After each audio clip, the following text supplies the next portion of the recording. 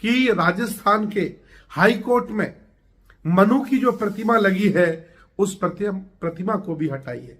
दोनों लोग कैसे स्थापित हो सकते हैं? या तो संविधान का भारत होगा या तो मनु का भारत होगा। अगर आप सभी का इस वीडियो में मैं हार्दिक स्वागत करता हूं।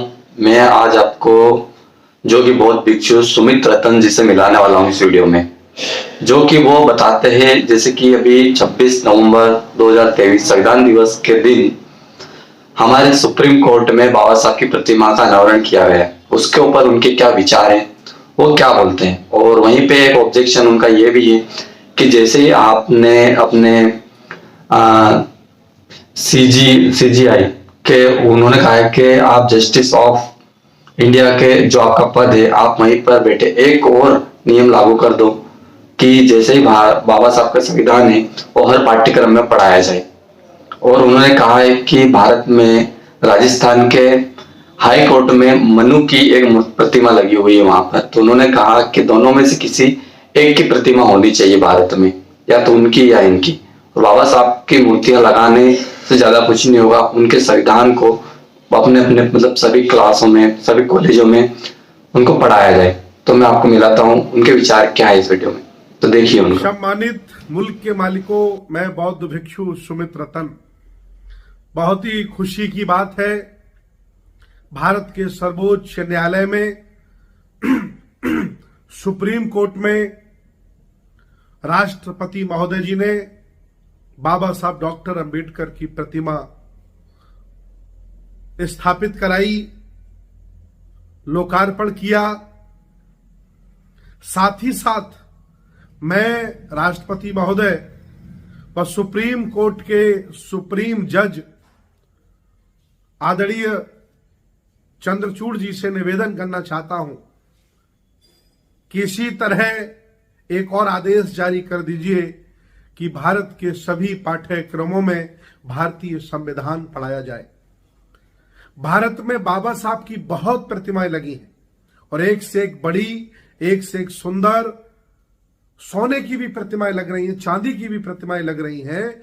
लेकिन प्रतिमाएं लगने से ज्यादा महत्वपूर्ण होगा कि उनकी विचारधारा, उनका आंदोलन, उनका संघर्ष भी लोगों को पढ़ाया जाए। अर्थात जो उन्होंने संविधान लिखा है वो पाठ्यक्रम का हिस्सा बनाया जाए, ताकि पूरा भारत पढ़े, भारत का हर बच्चा पढ़े कि संविधान कितना अच्छा है और कितना बेहतर है। इस विषय में भारत सरकार ने, सुप्रीम कोर्ट ने, राष्ट्रपति जी ने कोई निर्णय नहीं लिया है। मैं निवेदन करना चाहता हूं राष्ट्रपति महोदय जी से कि राजस्थान के हाई कोर्ट में मनु की जो प्रतिमा लगी है उस प्रतिमा को भी हटाइए।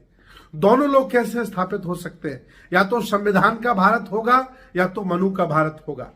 अगर मनु की प्रतिमा स्थापित है तो बाबा साहब की प्रतिमा का कोई मतलब नहीं है। या फिर आप सब लोग मिलकर के प्रयास करिए कि राजस्थान के हाई कोर्ट से मनु की प्रतिमा को हटाया जाए, तभी बाबा साहब की प्रतिमा लगाने का मतलब होगा।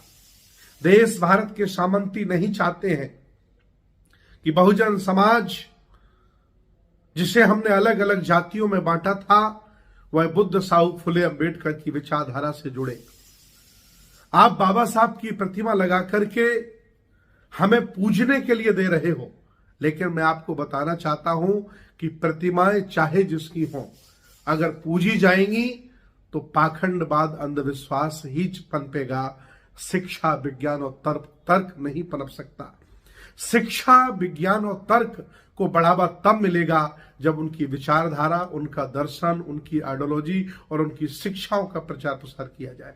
मेरा निवेदन है भारत सरकार से, जो बाबा साहब का वॉल्यूम डॉक्टर अंबेडकर फाउंडेशन छपवाता था, 40 किताबों का वॉल्यूम ओनली 1000-1200 रुपए का मिल जाता था, वह भारत सरकार ने छापना बंद कर दिया। क्यों?